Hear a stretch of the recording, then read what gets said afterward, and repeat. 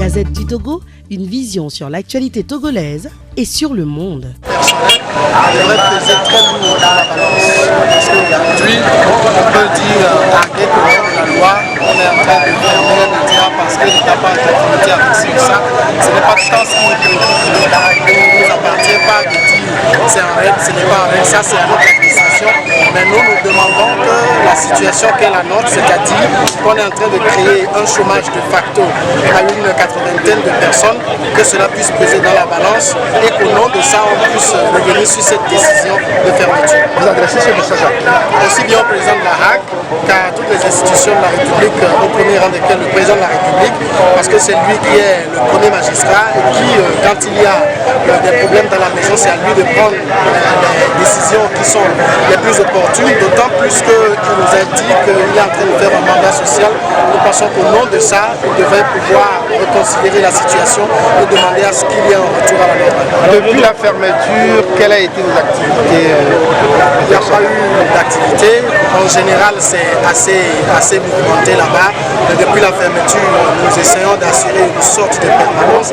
C'est aussi une manière pour nous de tuer le temps et de garder espoir que dans les jours qui vont arriver, la situation va changer. Mais quand vous venez, vous allez constater que ce n'est pas vraiment l'ambiance qui règne par le passé qui règne actuellement. C'est complètement morose. Toutes les machines sont aux arrêts. Nous venons, nous repartons comme cela. Alors aujourd'hui, est-ce que c'est le personnel Non, ce sont les organisations de défense des droits de l'homme, les organisations de la société civile qui ont voulu manifester parce que vous savez qu'un média, c'est d'abord un service public. Et le service que nous faisons, c'est adressé à une population.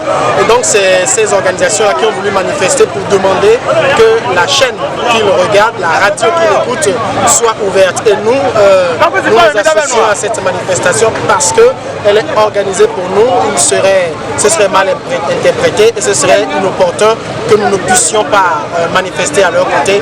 Nous nous réjouissons de la manière dont la manifestation s'est déroulée. Ça a été pacifique. Nous nous réjouissons énormément de cela.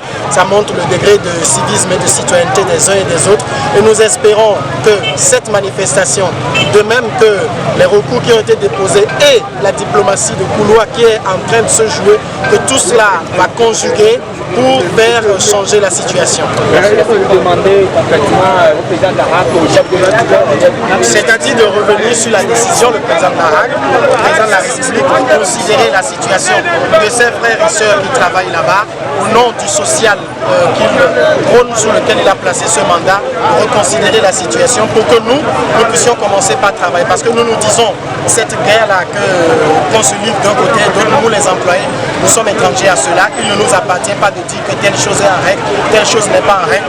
Nous, c'est nos emplois que nous voulons que cela soit sauvé, que nous reprenions le travail, quitte à ce que la situation soit améliorée. Merci. La Gazette du Togo, une vision sur l'actualité togolaise et sur le monde.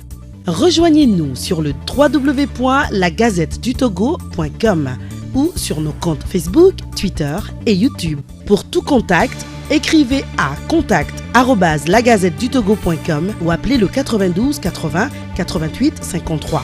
La Gazette du Togo, c'est l'information en continu.